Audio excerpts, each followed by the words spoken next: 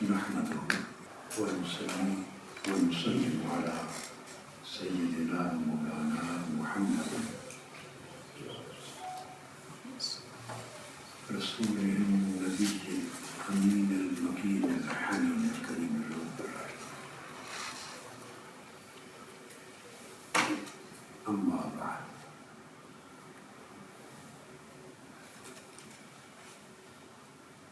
أعوذ بالله من الشيطان الرجيم. بسم الله الرحمن الرحيم. قالت اليهود ليست النصارى على شيء وقالت النصارى ليست اليهود على شيء. صدق اللہ مولانا. معزز علماء کرام، زعماء کرام اور جملہ مساجد، دینی تنظیمات اور دینی مراکز کے مکرم نمائندگان، السلام علیکم ورحمۃ اللہ وبرکاتہ.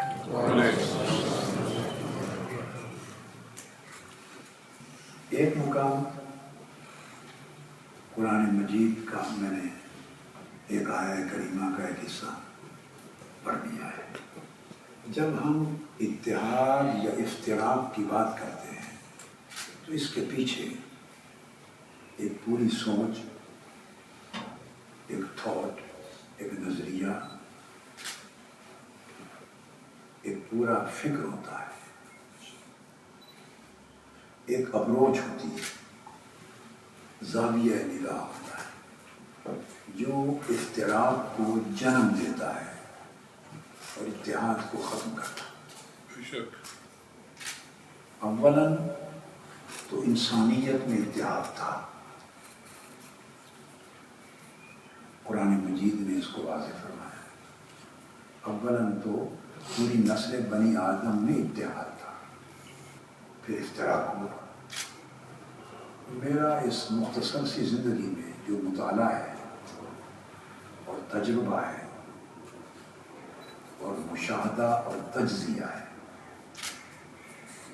اگر میں اس کا خلاصہ آپ کے سامنے رکھ دوں تو افتراق، جس سے فرقے وجود میں آتے ہیں، طبقے وجود میں آتے ہیں، گروہ وجود میں آتے ہیں اور انسانیت بٹتی ہے. ابھی امت کے ذکر پر ہم نہیں آئے.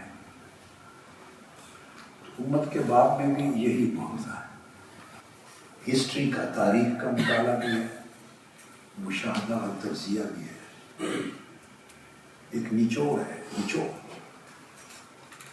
جو آپ کو دے رہا ہوں. جب بھی کسی طبقے میں افتراق ہوتا ہے،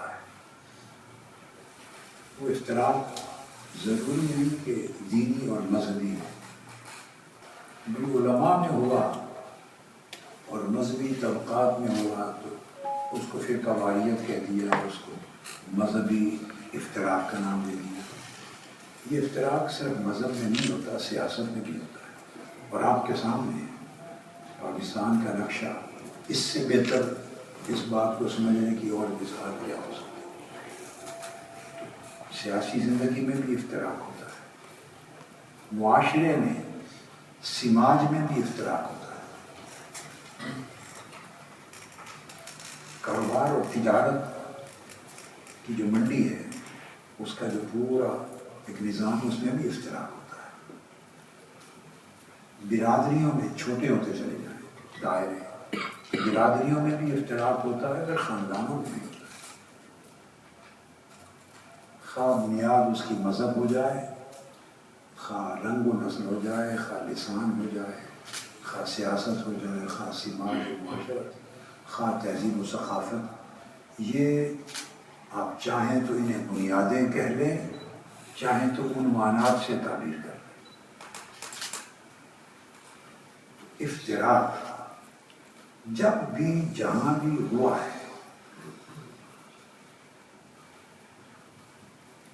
اس کے پیچھے یا اس کی بنیاد جینون اختلاف، علمی فکری حقوق کا اصل اختلاف کم، مفاد زیادہ۔ میں نے آپ کو پوری زندگی کے مطالعہ اور مشاہدہ کا نچوڑ ہے، یعنی اس میں جینونیس، حقیقت کم، تجارت زیادہ، مفاد کا کلیش ہوتا ہے، مفادات کا۔ جب مفادات کا کلیش ہوتا ہے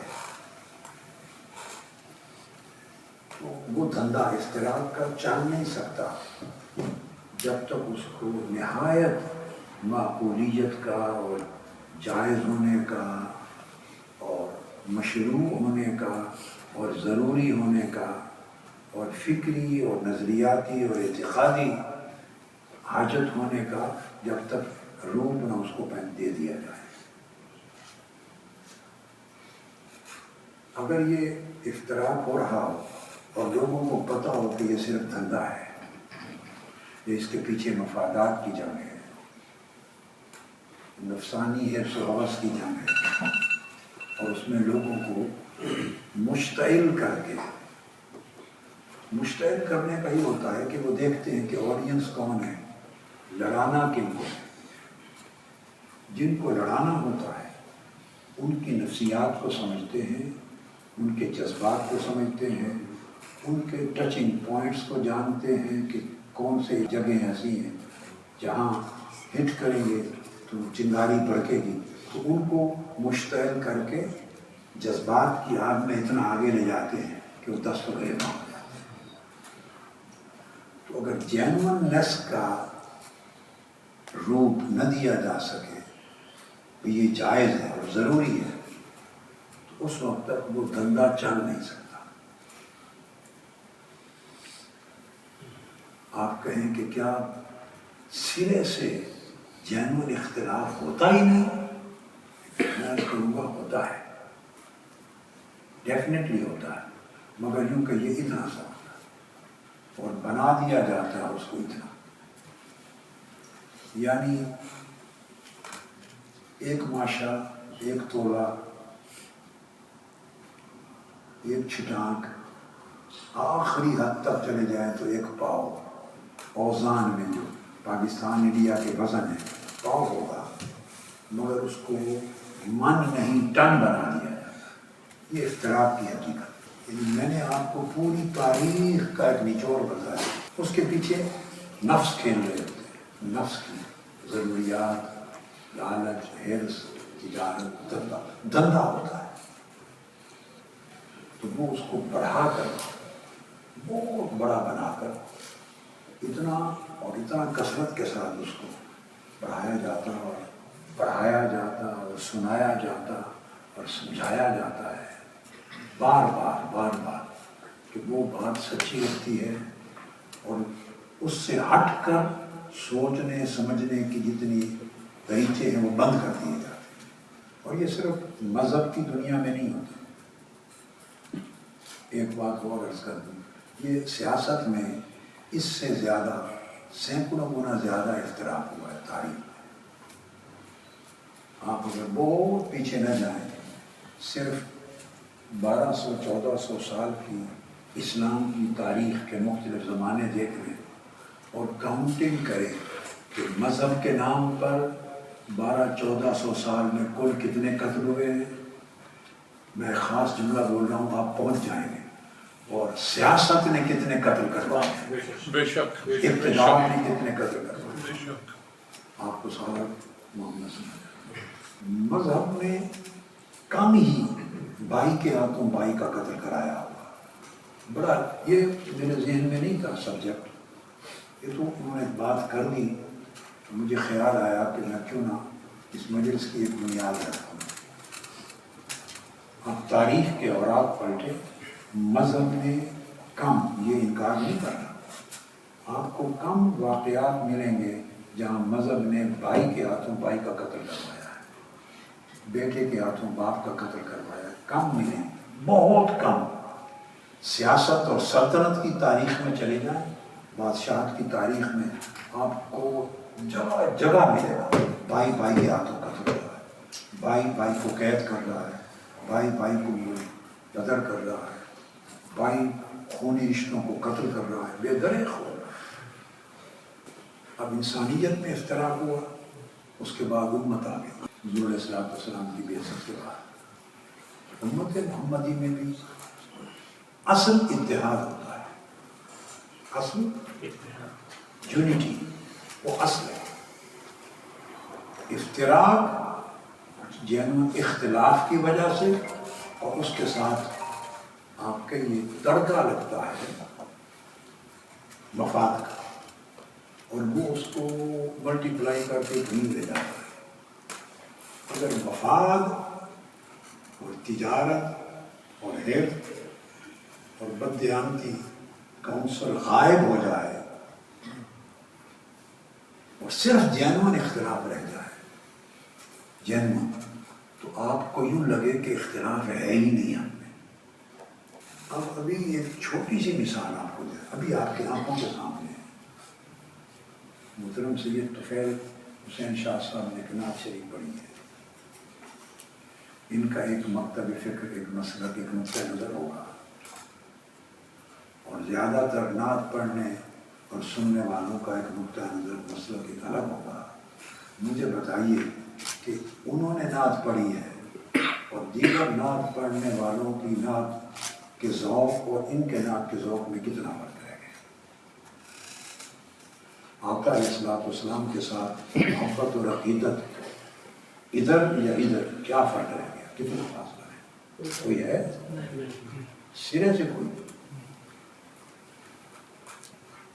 مگر مفاد جڑنے نہیں دیتے۔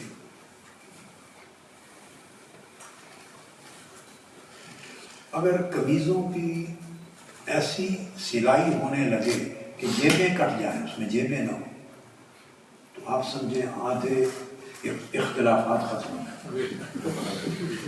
جائیں۔ قمیضوں کی جیبیں نہ لگیں، مال رکھنے کی جگہ نہ رہے، یا اگر کوئی ایسی سرجری ہو جس سے نفس نکل جائے، نفس، تو آپ کو سارے ایک ہی لگے۔ اب تھوڑا سا اختلاف اتنا رہ جائے جو بالکل ایک قدرتی عمل ہے، اور وہ ہے کہ ایک ماں باپ سے 5 بیٹے پیدا ہوتے ہیں، ہر ایک کا رنگ دوسرے سے جدا ہوتا ہے، قد جدا ہوتا ہے، صلاحیتیں کم و بیش ہوتی ہیں، ایک ہی ہاتھ کی 5 انگلیاں ہیں، ایک دوسرے سے نہیں ملتی، مگر ہیں ایک ہی ہاتھ کا حصہ اور کام مل کے کرتی ہیں، بس اتنا اختلاف رہے گا۔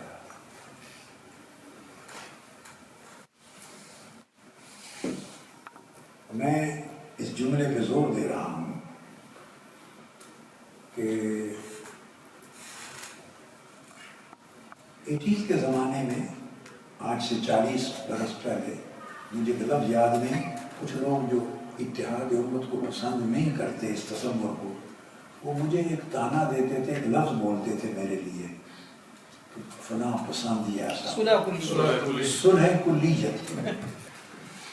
صلح کلیت کی بات نہیں ہے، یہ نہیں کہ میری طبیعت میں لوگوں کو یکجا کرنا ہے، لوگوں کو ایک سمت پہ لے کے چلنا ہے۔ میں واللہ یہ کہہ رہا ہوں محض طبیعت کی وجہ سے نہیں، میں نے آپ کو لفظ بولا، یہ میری عمر بھر کا مطالعہ ہے، تاریخ کا بھی، علم کا بھی، کتب کا بھی، مشاہدہ، تجزیہ، ہر چیز کا خلاصہ۔ اب اس کی اگر ڈیٹیل میں جائیں گے تو پھر بات بہت کھل جاتی ہے، مگر واقعہ ہے۔ اب میں تھوڑی سی اسلام کی تاریخ کو بتا دوں۔ حضور علیہ السلام کے وصال مبارک کے بعد امت کے اندر، لوگوں کی بات نہیں کر رہا جنہوں نے ارتداد کا راستہ اپنایا، اسلام کو چھوڑ دیا، یا منکرین زکوٰۃ ہو گئے، جب جھوٹے مدعیان نبوت ہو گئے پہلے دور خلافت صدیق، ان کے بعد نہیں کرا ود ان مسلم امہ جنہوں نے دین کو نہیں چھوڑا تھا، ان کے اندر پہلا خون جو بہا اور پہلا محاصرہ ہوا اور پہلا مقابلہ ہوا تاریخ میں، وہ سیاست پر تھا یا مذہب پر؟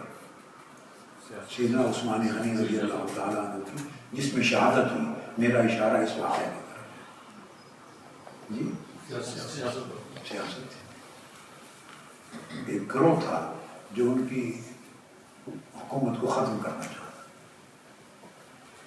پھر سیدنا علی المرتضیٰ کرم اللہ وجہہ الکریم، ان کی دور خلافت کے شروع ہوتے مقابلہ ہوا اور جنگ و جدال ہوا۔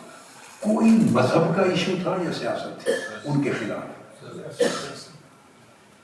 ان کے خلاف سیاسی مفادات، اور جب سیاست ہوتی ہے تو کہیں نہ کہیں سے اس کی ڈوریاں ہلائی جا رہی ہیں، اس کے پیچھے کوئی نہ کوئی مفادات ہوتے ہیں یا مفاد والا طبقہ ہوتا ہے۔ یہ سیدنا مولانا علی المرتضیٰ کرم اللہ وجہہ الکریم۔ پھر جو بہت بڑی مائی شہادت ہوئی معرکہ کربلا، تو یزید کو سیدنا امام حسین علیہ السلام سے کوئی دینی اور مذہبی مسئلے پر پرابلم تھا یا سیاست تھی؟ سلطنت کا میٹر تھا، کوئی اختلاف دینی مذہبی نہیں تھا، صرف سلطنت تھی۔ پھر ایسے کیا باریکیوں میں جانا ہے، بنو امیہ کا خاتمہ ہوا، بنو عباس تو ہزاروں لاکھوں قتل ہوئے، مذہب کا ایشو تھا یا سیاست تھی؟ جی کتنے ائمہ اطہار اہل بیت پاک کے شہید یا کے بعد دیگرے ہوتے رہے، کوئی مذہب کا ایشو تھا یا سیاست؟ بعد میں ادوار میں آپ ترتیب سے چلتے چلے ہیں، آپ مختلف ادوار میں آتے چلے جائیں، آپ کو جتنا مقاتلہ، قتل و غارت زنی اور خون بہانے کی جتنی تاریخ ملتی ہے، میں تاریخ کے ایک طالب علم کے طور پہ بتا رہا ہوں، اس میں مذہب کے نام پہ اتنی گردنیں نہیں کٹی جتنی سیاست کے نام پہ پیچھے مفادات۔ سو اب کبھی کبھی جب مذہب کے نام پہ ایسا ہوا ہے، ریئرلی، اس انتہا تک نہیں، اس کو بھی یوز کیا جاتا ہے۔ پیچھے گروہ تھے، ایک بہت بڑا فساد کرایا گیا تھا جب خلافت بغداد ختم ہوئی، شیعہ سنی، اس کے پیچھے منگول مسلمانوں کی جو سلطنت رہی صحیح جو کرتی وہ کمزور کے شکستہ ہو جائے اور ٹیک اوور کر لیں۔ تو یہ بات ایسے میں نے چند تاریخی حوالوں سے ذکر کر دی کہ اتحاد اصل ہے، حقیقت ہے، اور افتراق بعد میں ہمیشہ جنم لیتا ہے، اور اس میں جینوئنس تھوڑی ہوتی ہے اختلاف رائے، اور جو وہ مخالفت میں بدلتا ہے اس کے پیچھے مفاد ہوتے ہیں، اور اختلاف رائے سے کبھی فرقہ نہیں بنتا، طائفہ نہیں بنتا، جب تک اس کے اندر اور عوامل شامل نہ ہوں اس وقت تک فرقے نہیں بنتے۔ اب یہ ایک ذہنیت ہے، ایک سوچ ہے۔ ہمارا دور امت مسلموں کا تو نبی آخر الزمان صلی اللہ علیہ وسلم کی بعثت سے آیا نا ہمارا، مگر اس سے پہلے بھی دین اسلام تھا، مگر قرآن مجید نے وہ ذہنیت کا ذکر کیا ہے۔ میں نے جو آیت کریمہ کا ایک حصہ پڑھا، یہ وہ ذہنیت ہے، وہ سوچ ہے جس سے جنم لیتا ہے افتراق۔ قرآن مجید نے کہا وقالت اليہود لیست النصارى علی شیء، یہود نے کہا کہ نصارہ سچے نہیں ہیں، ایک بات، مگر کہا وہ ان کی کوئی بنیاد ہی نہیں ہے، اور سچ کی کوئی دلیل ان کے پاس نہیں ہے، اور ان کی کوئی فاؤنڈیشن ہی نہیں ہے جو بیسڈ آن ٹروتھ ہو، بیسڈ آن ایویڈنس ہو، بیسڈ آن گائیڈنس ہو. ہدایت کی کوئی دلیل نہیں جس پر نصارہ عیسائی کھڑے. ان کو کہہ دیا بالکل گمراہ، جاہل اور بیکار. ساتھ فرمایا وقالت النصارى لیست الیہود علی شیء. یہی کلیم نصارہ نے کیا کہ یہود کسی چیز پر قائم نہیں، نہ ان کے پاس کوئی دلیل ہے ہدایت کی، نہ نشانی ہے، نہ علم ہے، نہ وہ راہ راست پر ہیں، نہ کوئی بنیاد ہے. تو آپ دیکھیں کہ ایک ہی دعویٰ دونوں گھر کر رہے ہیں، دو جنے، ایک ہی ورڈنگ. اب قرآن مجید تو ان کی کئی بھی بات کو اوپر نیچے کم و بیش نہیں کر سکتا، حق ہے. یہی آپ دیکھیں یہ جو فرقوں کی ہماری تاریخ ہے اور مسالک کی، کیا ہم اندر سے یہی نہیں سمجھتے کہ یہ لیس علی شیء، لیست هذه الطائفة علی شیء، وہ کہتے ہیں لیست هذه الطائفة علی شیء. اندر سے یہ سوچ ہے، یہ چلا ہے قدیم وقت سے سوچ. یہ تو ایک ہو گیا جو میں نے بیک گراؤنڈ سمجھائی اس آیہ کریمہ کے حوالے سے. اب ایک سورہ الروم میں قرآن مجید کی ایک آیت کریمہ کا اینڈ ہوتا ہے ان کلمات پر، اس میں تفرقہ کا ذکر ہے کہ اس طرح نہ بنو جو جنہوں نے دین کو ٹکڑے ٹکڑے کر دیا. الذین فرقوا دینہم وکانوا شیعاً، اور ٹکڑے گروہ فرقے بن گئے. اور جو آخری جملے کا حصہ ہے فرمایا کل حزب بما لدیہم فرحون. اور ان میں سے جب گروہ بن جاتے ہیں، فرقے طبقے بن جاتے ہیں، یہاں میں دو چیزیں خاص کہنا چاہتا ہوں. ایک چیز وہ جو آسانی سے سمجھ میں آتی ہے، اور دوسری وہ چیز جو شاید باریکی سے اگر نہ دیکھا جائے تو سمجھ میں نہ آئے. آسانی سے تو یہ کہ ہر ایک کے پاس جو اس کا عقیدہ و مسلک ہے اس پر وہ فرحاں اور نازاں ہے. یہ تو ایزیلی بات سمجھ میں آتی ہے. ہر شخص جو اس کی جماعت ہے، جو اس کا مکتب فکر ہے، جو اس کا مدرسہ اور دارالعلوم ہے، جو اس کا عقیدہ ہے، مذہب ہے، اور اس کو سکیڑتے چلے آئے، تو جو اس کا پیر خانہ ہے، جو مریدین ہیں، اس کے جو شیخ ہیں، اس کے پیر صاحب ہیں، جو اس کا سلسلہ ہے، وہ دوسرے کو کہتے ہیں لیس علی شیء. کوئی ایک بھی دوسرے کو ایک رتی برابر بھی حق پر سمجھنے کے لیے تیار نہیں ہے. تو جتنا سمجھتے چلے جائیں، ہر کوئی سمجھتا ہے بما لدیہم فرحون، جو کچھ ان کے پاس ہے اس پر فرحاں اور نازاں ہے. ناز تو سارا حق ہمارے پاس ہے. یہ تو وہ چیز ہے جو ایزیلی سمجھ میں آتی ہے. یہاں سے ایک چیز میں ڈیرائیو اب کرنے لگا ہوں، وہ اجتہادی چیز ہے، یعنی استنباطی چیز ہے.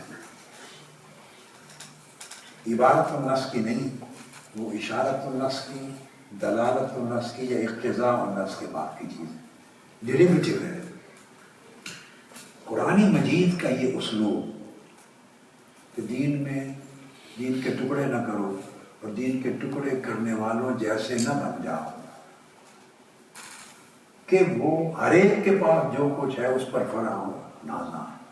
قرآن مجید نے یہ بات، اب یہ میں قرآن مجید کا جو اسلوب ہے اور منہج ہے قرآن مجید کا، اور انداز بیان، اور قرآن مجید کا جو منہج ابلاغ ہے، یہ بلاغت کی بات کر رہا ہوں. وہ یہ کہ جب یہاں جملہ ختم کر دیا اور اس پر فردر کسی کو اپریشیٹ کرنا، صحیح کہنا، کسی کو غلط کہنا، کوئی حکم نہیں لگایا، بے شک. تو جو چیز ڈیرائیو ہوتی ہے وہ یہ کہ حق دین کیا تھا؟ دین حق تھا، ٹروتھ، اس کو ٹکڑے ٹکڑے کر دیا، تفرق وکانوا شیعا، اور خود بھی دھڑے میں تقسیم ہو گئے، یعنی ایک ٹکڑا یہ لے کے ایک طرف ہو گیا، اسی میں سے کچھ ٹکڑے یہ لے کے ایک طرف ہو گئے، اس میں سے کچھ ایک دو ٹکڑے یہ گھر لے کے ایک طرف ہو گیا، کچھ ٹکڑے یہ لے کے ایک طرف ہو گئے۔ اس کو قرآن کہتا ہے کہ جس کے ہاتھ جو کچھ آیا، جس کے پاس جو کچھ ہے اسی پر فرحاں اور نازاں ہے۔ تو اس میں سے جو ڈیرائیو کر رہا ہوں وہ یہ کہ ہر ایک کے پاس حق میں سے کچھ حصہ ہے۔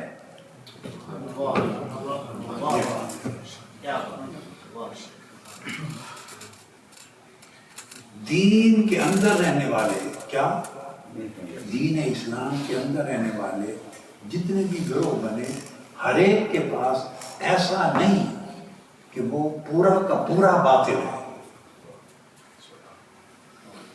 اور ایسا نہیں کہ ایک گروہ کا سارا طریق جو کچھ اس کی کارگزاری ہے سارا کچھ ڈال کے گیا وہ سارا حق ہے۔ ایسا میں نے زندگی میں نہیں دیکھا۔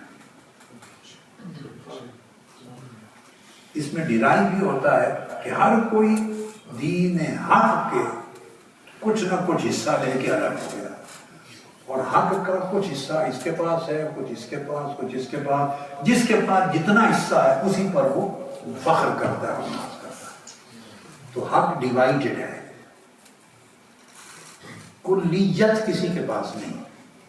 جب فرقہ بندی ہوتی ہے تو اس کا مقصد یہ ہوتا ہے کہ کلیت ڈیوائیڈ ہو جاتی ہے۔ فرقہ بندی کا مطلب کلیت کا نام ہے دین، ان الدین عند اللہ الاسلام، اس کا نام ہے کلیت، ٹوٹیلٹی۔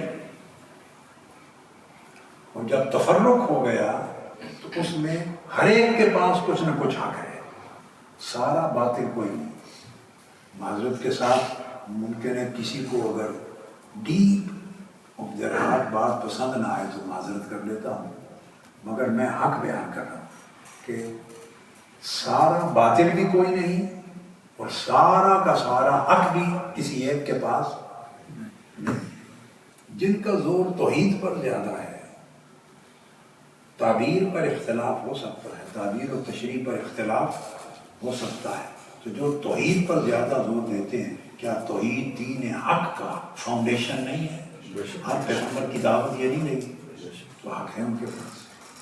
تعبیر و تشریح یہی تو اختلاف کے مقامات ہیں، اور جب تعبیر و تشریح کا اختلاف ہوتا ہے یاد رکھ لیں وہ اختلاف اصل کا نہیں ہوتا، وہ فری اور ظنی ہوتا ہے۔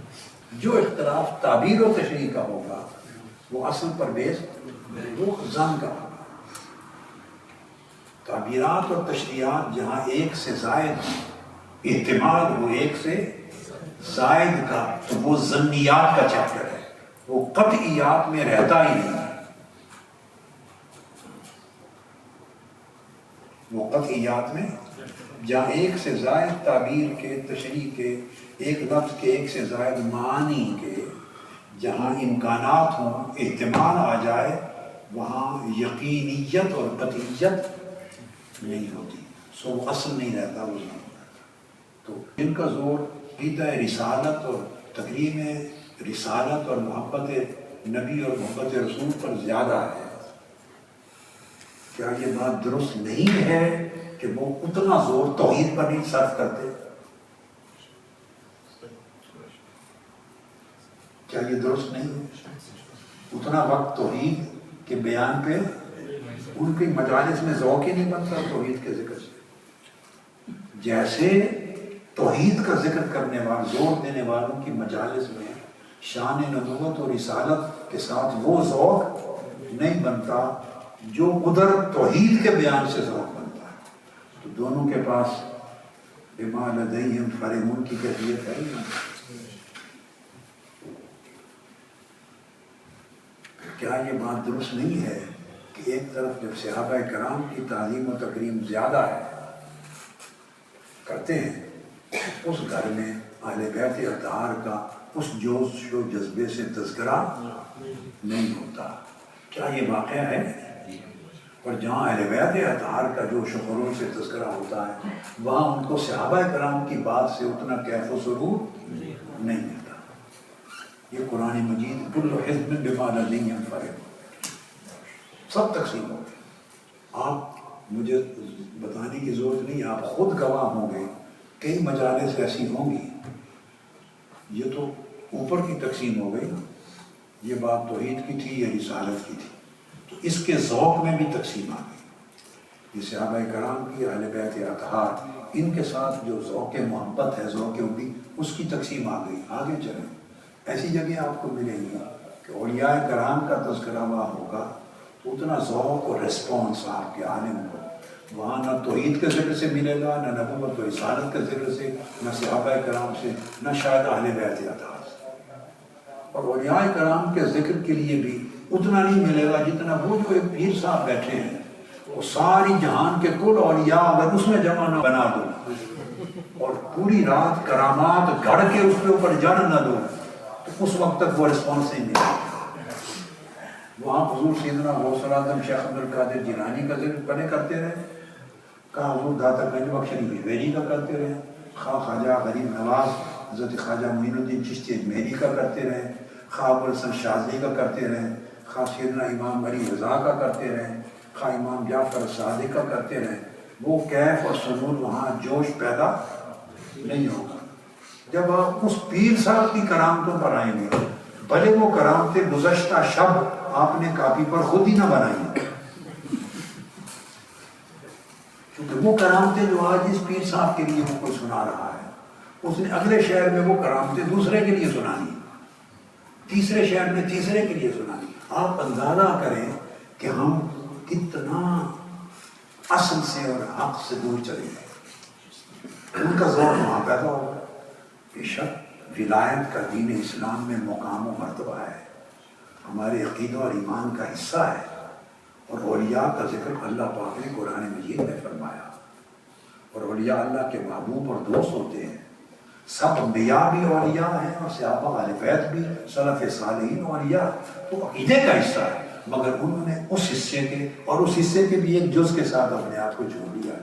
تو جو کیف اس میں آتا ہے باقی باتوں میں نہیں آتا. یہ میں نے اس آیت کریمہ کا ایک آپ کو تجزیہ کیا ہے، ایک استنباطی، یہ بات سمجھانے کے لیے کہ ہم نے کس طرح ٹکڑے کر دیے اور ٹکڑوں کے ساتھ اذواق، ذوق بھی تقسیم ہو گئے، شوق بھی تقسیم ہو گئے، رغبتیں بھی تقسیم ہو گئے.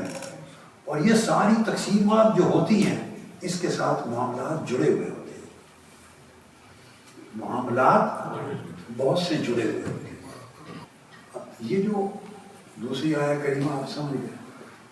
تیسرا ایک بڑا خوبصورت مقام میرے ذہن میں آیا، شاید اس کو اتحاد اور اتفاق یا افتراق کے حوالے سے شاید کبھی سوچا ہی نہ گیا ہو، کبھی ممکن ہے سوچا ہی نہ گیا ہو.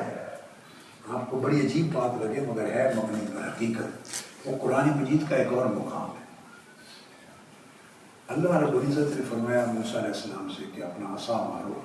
بنی اسرائیل کو پانی کی ضرورت تھی، وقل نضرب بعصاک الحجر.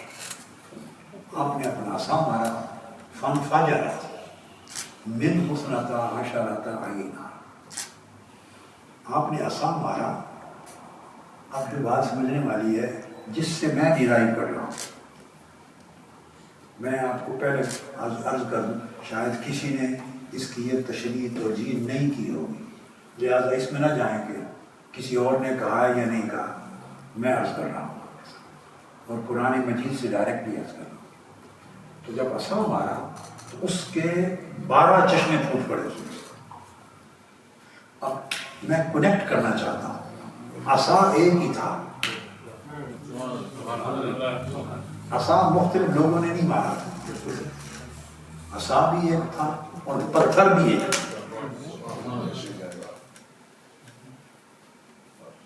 اس پتھر پر گفتگو ہوئی ہے تفسیرات میں.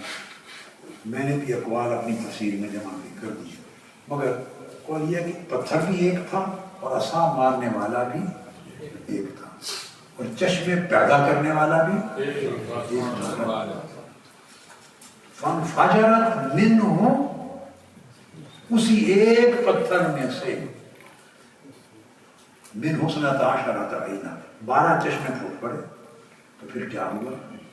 قد علم کل اناس مشربہم. وہ جو قبیلے تھے 12 قبیلے تھے مختلف، ہر ایک کا ایک گروہ تھا، ایک خیمہ بستی تھی، ہر ایک کا ایک اجتماع تھا. ہر کسی نے قد علم کل اناس، ہر طبقے نے، ہر گروہ نے مشربہم اپنے اپنے مشرب کو پہچان لیا کہ ہم نے یہاں سے پانی پینا ہے. اس نے کہا ہم نے یہاں سے پانی پینا ہے، ہم نے یہاں سے پانی پینا ہے. اتنی وسعت اللہ پاک نے دے دی کہ ساروں کو ایک ہی چشمے پر پینے سے مجبور کرنے کی بجائے اچھا بھی اگر آپ 12 گروہ ہیں تو ہم 12 چشمے دے دیتے ایک ہی پتھر سے. تو سارے چشمے حق ہیں، سارے چشمے حق ہیں چونکہ ایک ہی پتھر سے پھوٹے. ان کا مبدا منبع ایک ہے، ایک ہی جگہ سے پھوٹے ہیں، ایک ہی مقصد کے لیے پھوٹے ہیں. یہ بھی پھوٹا ہے ان کی پیاس بجھانے کے لیے، یہ بھی پھوٹا انسانیت کی پیاس بجھانے، یہ بھی انسانیت کی پیاس بجھانے. اللہ پاک نے فرمایا کل اناس قد علم کل اناس مشربہم. اس مشرب سے یہ لفظ نکلا، کہتے ہیں جی آپ کا مشرب کیا ہے. ندوی صاحب یہ بولتے ہیں کہ نہیں آپ کا مشرب کیا ہے، اسی سے کہتے ہیں آپ کا مسلک کیا ہے، اسی سے یہ سب ظرف مکانی ہے. آپ کا مکتب کیا ہے، مکتب فکر، یہ سب قد علم کل اناس مشربہم، سارے 12 مشارب بنا دیے. بڑی دلچسپ بات جو ایمان افروز اس کے آگے 12 مشرب بنا کر، چشمے بنا کر معاً متصلاً فرمایا کیا کرو وشربو، اس میں سے کھاؤ پیو. رزق چاروں سے ملنے والا جائز رزق.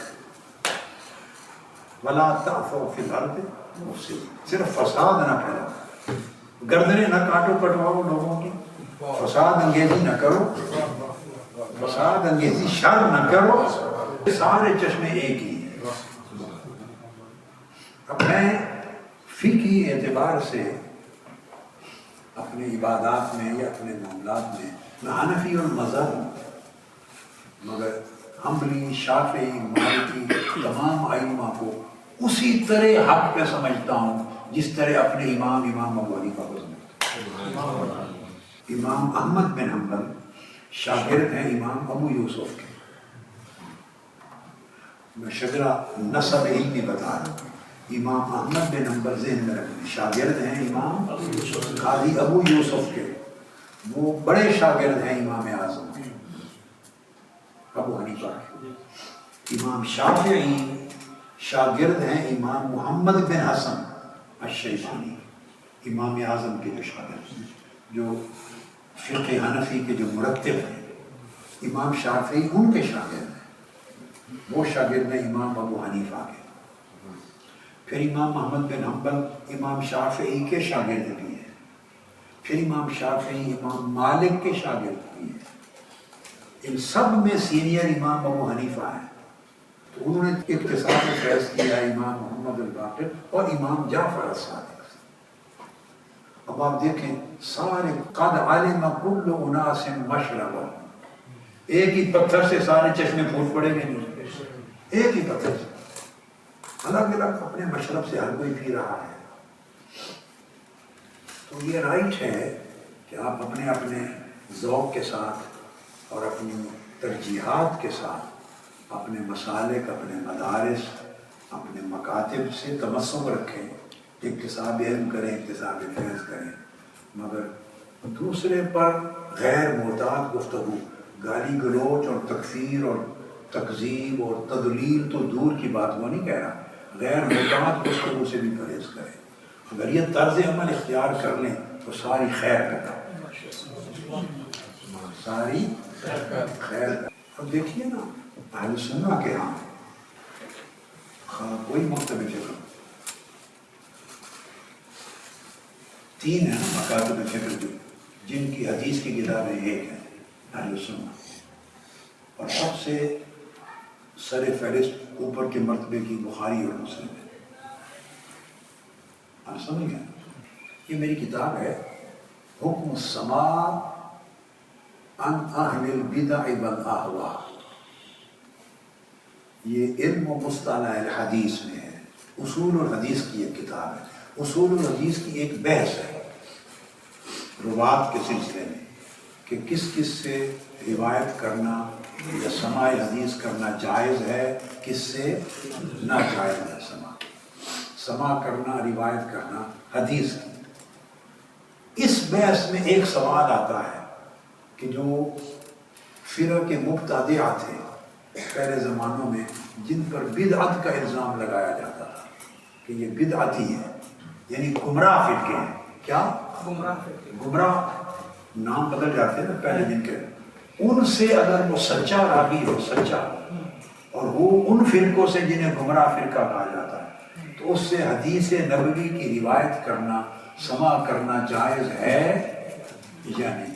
یہ اصول الحدیث کی کتب میں ایک بحث آتی ہے. یہ جو ایک نقطہ ہے، اس پر یہ میری کتاب ہے پوری. آپ سمجھ گئے نا؟ حکم السماع عن اہل البدع والاہواء. میں صرف بتانا یہ چاہتا ہوں کہ صرف بخاری اور مسلم، بخاری اور مسلم صحیحین میں 79 روات ایسے ہیں جن پر بدعتی ہونے اور گمراہ عقیدہ رکھنے کی تہمت لگی، اور کتابوں میں کھل کر ان کے اوپر جرح ہوئے. کتنے ہیں؟ 79. بخاری مسلم دونوں میں یا دونوں میں سے کسی ایک میں 79 راوی ایسے ہیں جن سے شیخین نے تخریج کی، جن سے حدیث روایت کی ہے، اور اپنی کتب صحیح بخاری اور صحیح مسلم میں ان کو روایت کیا ہے.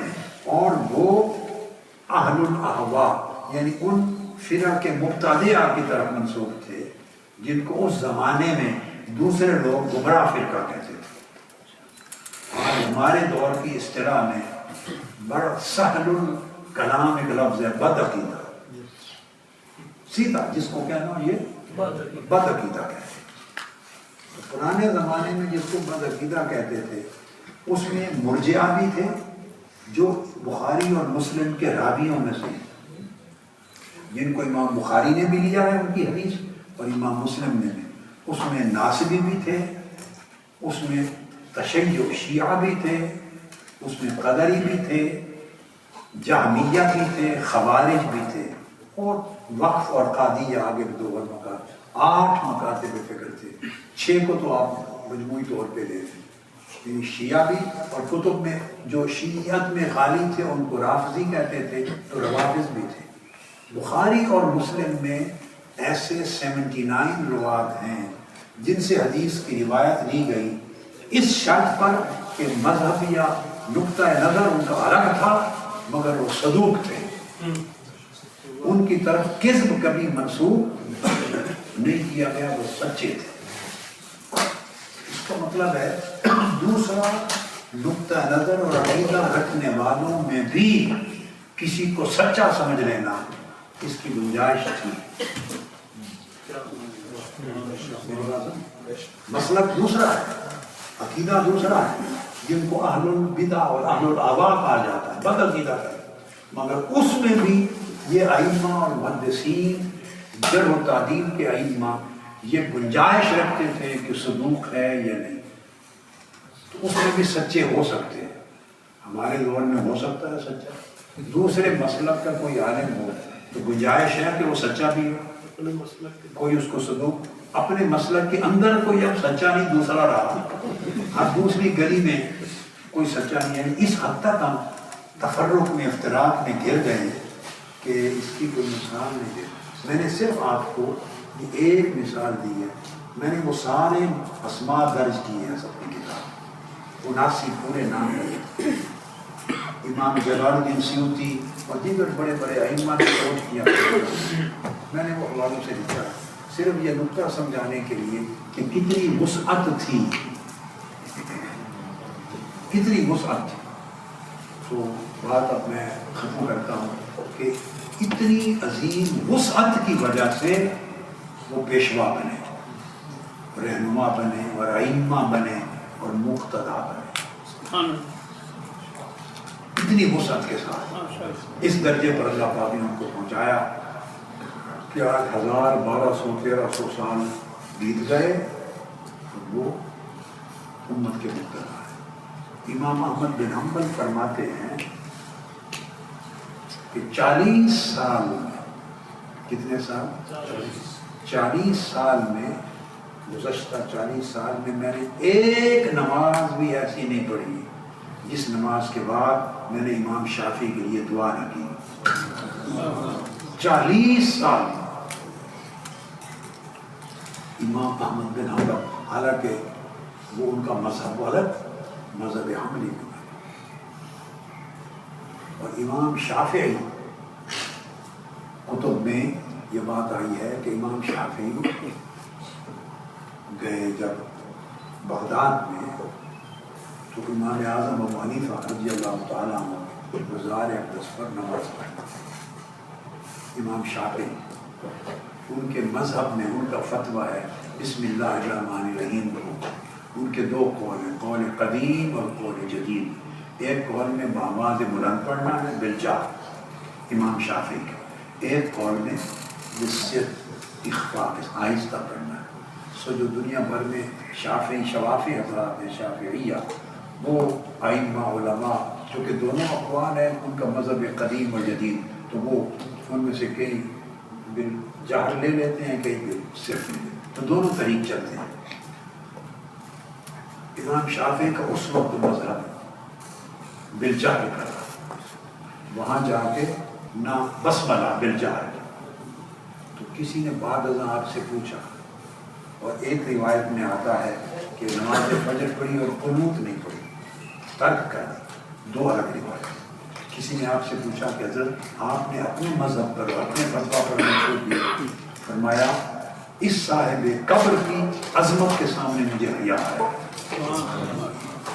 اس صاحب قبر کی عظمت، اس کے قریب ہو کے نماز پڑھوں اور اپنی تحقیق پر عمل کروں تو مجھے حیا ہے۔ تو دیکھیے حیا اتنا زیادہ ہوا کرتا تھا علم کی دنیا میں کہ لوگ بڑے کی تحقیق کے سامنے اپنی تحقیق کو ترک کرتے ہیں۔ یہ ہے امام ابو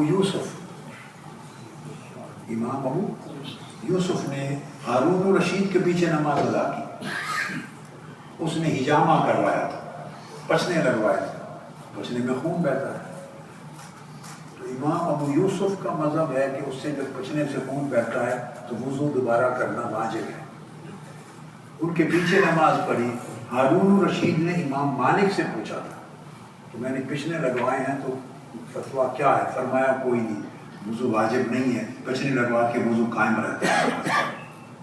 اب انہوں نے فتویٰ امام مالک سے لیا، امام شافعی کے فتویٰ میں واجب ہے ان کے پیچھے نماز پڑھی۔ کسی نے پوچھا کیا؟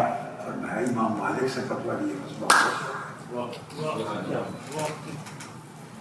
لوگ اپنے نفس اور اپنی انا کے حصار میں بڑے لوگ گھرے ہوئے نہیں ہوتے تھے، بڑے لوگ گھرے ہوئے نہیں ہوتے تھے۔ امام احمد بن حنبل سے کسی نے پوچھا کہ اگر امام حجامہ کروائے اور بغیر وضو کے نماز پڑھا لے تو آپ کا فتویٰ کیا ہے؟ فرمایا میرا فتویٰ تو وضو واجب ہے، کروانا ہوگا۔ اس نے کہا، اشارہ کیا کہ اگر کوئی امام جائز سمجھتا ہو اور وضو کے بغیر پڑھا لیں پچھنا کے ساتھ، پچھنوں کے بعد، تو آپ پڑھ لیں گے؟ فرمایا کیسے ممکن ہے میں امام مالک اور سعید بن مسیب کے پیچھے نماز نہ پڑھوں؟ ان کا فتویٰ یہ ہے۔ اس طرح ایک دوسرے کی تحقیقات کا احترام، ایک دوسرے کے مشارب کا احترام، ایک دوسرے کے طریق کا احترام۔ امام اعظم ابو حنیفہ خود اور امام شافعی مدینہ طیبہ جاتے تھے، اور مدینہ میں موسٹلی امام مالک کے پیروکار تھے، مدنی جین جن کو کہتے ہیں، وہ مالکی اور مذہب تھے۔ اب وہاں جا پڑھتے تھے تو مالکیہ میں بسم اللہ الرحمن الرحیم نہ جہرن ہے نماز میں پڑھنا نہ سرنا. مالکیہ ترک بسملہ کرتے ہیں. آپ سمجھ گئے نا.